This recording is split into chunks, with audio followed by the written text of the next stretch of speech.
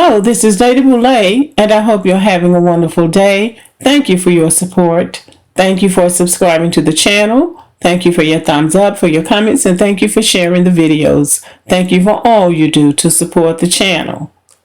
Well, again, America has been visited with tragedy in the situation in Uvalde, Texas. And I just want to express my deepest condolences to those families and to that community. And I'm asking the question today, should African Americans say, "We told you so"? And I'm saying this in response to how the police behaved in that case. Now, African Americans have been saying for the longest that the police don't protect. And we have seen case after case where a suspect who is black might just be passing through a town with a busted taillight or driving with an expired decal or something like that, and it ends up in tragedy. For really no threat to the police. There's no weapon found or anything like that, but somehow the black person ends up dead. So this time we saw a situation in which children were in desperate need of being rescued. And there were calls from the children and from the parents for the police to do something, and nothing was done. So now that was a case where they really needed to protect. 19 children ended up losing their lives and 2 teachers. And they stood there and lied to Governor Abbott, the governor of Texas, and tried to make him think that they had done some heroic type thing. And that if they hadn't done that heroic type thing, more lives would have been lost, only to learn that that was a lie. They didn't do anything.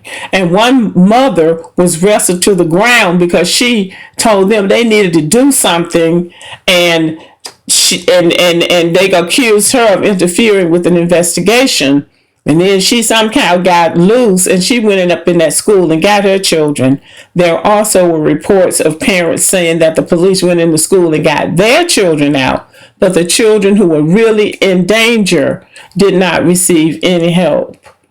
This is such a tragic situation, but black people have said repeatedly that there is no protection from them when protection is needed.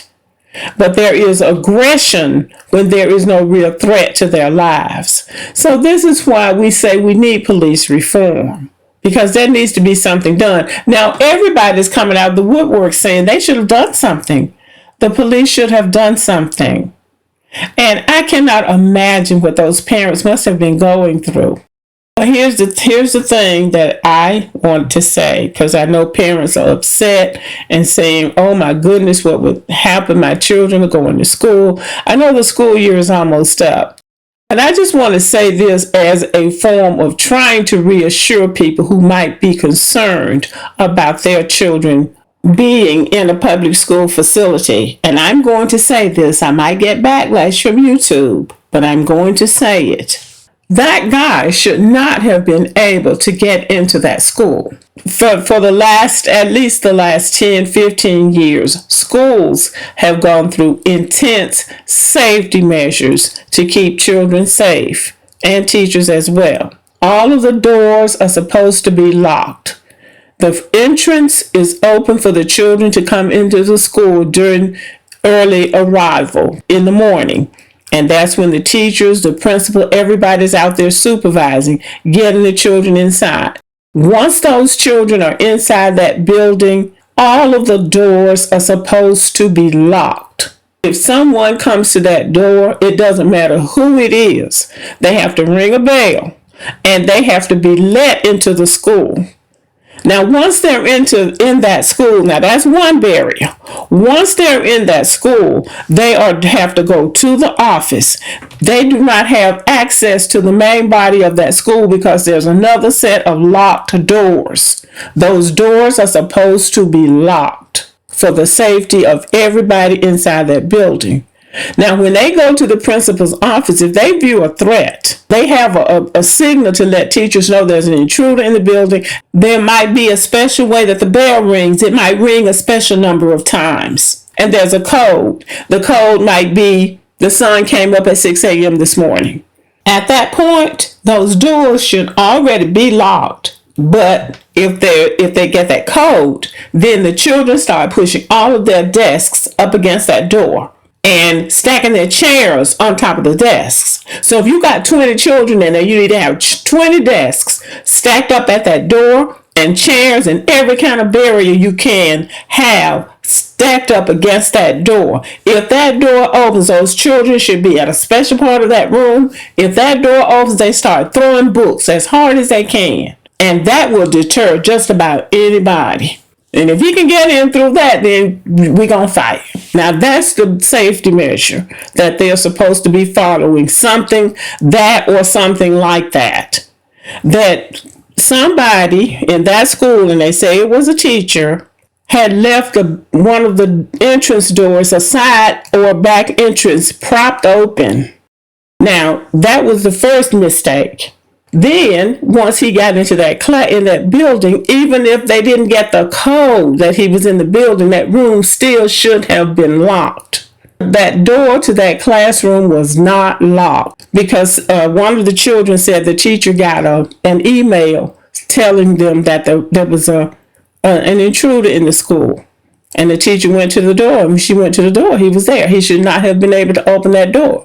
A news reporter was relaying a message that a child had given. I don't believe that teacher got an email. I believe that teacher got something came over that intercom, or they rang the bell, because they don't typically do that in an email, because you need to know immediately if there's an intruder in the building, and you might be doing something for 10 or 15 minutes and you don't see your email right away. Sometimes you might get the email click and you still don't answer it right away. There has to be something immediate for you to know this is a sense of urgency, not an email. So I don't believe that they sent that through an email. Maybe they did, but that wouldn't be the normal way to do it. The normal way to do it is to have a code or ring a bell.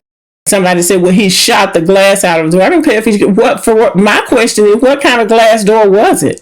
There was not supposed to be a glass door that he could shoot the glass out and reach into the door. No, that's not the way they build doors anymore. So that's something, if they did that, then that means that's another breach of security. But there were 2 serious breaches of safety that put those children at risk. And then you had the police, 19 of them, standing around from anywhere from 60 to 90 minutes where the children didn't get any help. So I'm saying that I know parents are scared. I know people are scared about going to the school, but there was a reason all of those children that lost their lives were in one classroom. There was a reason why he didn't get any other classroom. The doors were locked. As we process these events, we have to keep safety and survival on our minds. Whenever you walk out the door and go into any kind of environment with people, you need to know where the exits are. You need to know where the hiding places are. Where's the dressing room? Where's the restroom? Where's the meat department? Where can I go? Where can I hide? Where can I run? You have to get up out of there. Those days of just feeling safe and secure are over. This is such a tragedy, but this was one of those times when the protocols that were set in place to protect people were not followed. And it's unfortunate, and then law enforcement, they're so eager to jump on things when there's no risk. When they really are not in danger, they create a situation, they escalate a situation of danger. But here you have a situation of children 7 to 10 years old who really didn't have any way of protecting themselves, and they needed the protection. And now you have people standing around not knowing what to do or being afraid to do what needed to be done. And then the police did something that defies any kind of logic or understanding. The children who had the presence of mind to hide were locked in the classroom with the gunman, and the police outside in the hallway telling the children to yell help if they needed help. One of the little girls yelled help, and she didn't survive. I just think it's just unbelievable. Now, it's not hard for me to believe that up until this very moment, this would be a community of people that would believe the police when they said that some black person was armed, or they thought they were armed, and they felt like they were in danger. They would believe the police. But in this case, the police destroyed their own reputation. Those city officials, those policemen have received some very serious backlash because of this. They said the phones at the city departments are just flooded with parents calling. They're angry, they're hurt, they're upset. They will never view law enforcement again the way they did before this incident, and quite rightly so. So, should black people say, "We told you so"? We told you they don't protect.